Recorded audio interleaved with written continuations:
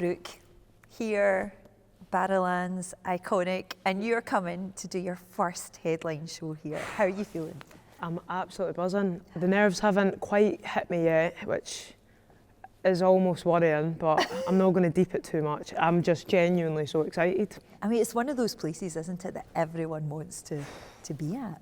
Even just sitting here, like, I feel the energy, you know what I mean, the good energy. But I put Barrowlands on my venue bucket list. I only wrote that list about 12 months ago, so I can't believe it. Is your guest list request right up there? Oh aye. Oh aye.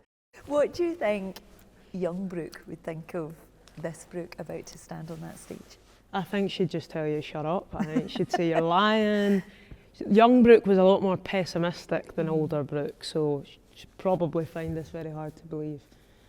I still find it hard to believe, to be fair.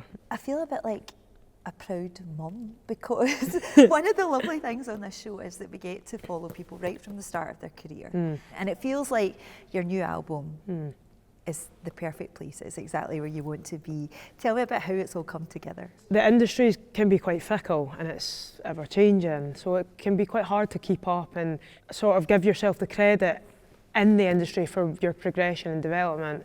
And I can be quite hard on myself with that. But like you've just said, we've been on the show a few times, we've done it a few times, and to see that natural development and progression now is actually mad. Surrounding myself with people who support me, and I have quite a lot of like my own mental struggles as well, so having the right people to, you know, lift you up, and I feel really good about who I've got around me, and it's important.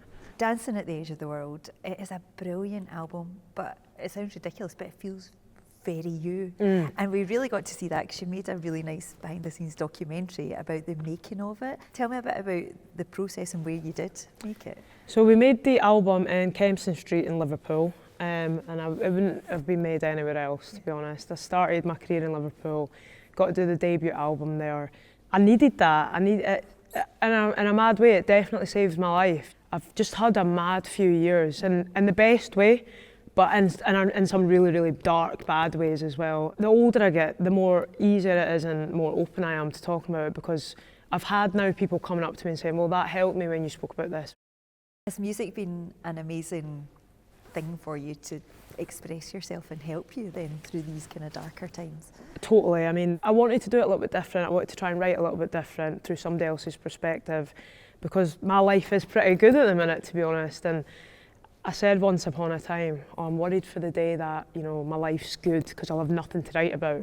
It's a good way for me to express how I'm feeling, or maybe the way I see it. Have you always worn your heart on your sleeve? No, definitely not. My parents split up when I was 11, and a lot of I'd never cry. I'd never ever cry in front of my mum and dad. And the older I'm getting as well, I'm like unlocking it all, and it's like I used to just never have emotions. I'd be dead like hard-faced and stuff. I definitely do wear my heart on my sleeve. It helps me. It soothes me a bit. What did you listen to when you were growing up? Gotta show you this, innit? Love that. Motown's a biggie. Listened to that growing up a lot. I loved Mariah Carey growing up, and I loved Whitney, of course, and Amy Winehouse, all that good stuff, to be fair. The divas. The divas, absolutely, bring them to me. I know you're going to be a diva up on that stage. And a diva at Transmit as well. We got Transmit. We're back. I know. We are back. Again, a slight manifestation. The first year I done Transmit, I was on King's Tut stage, and I loved it. The next year, we opened the main stage, which again is amazing.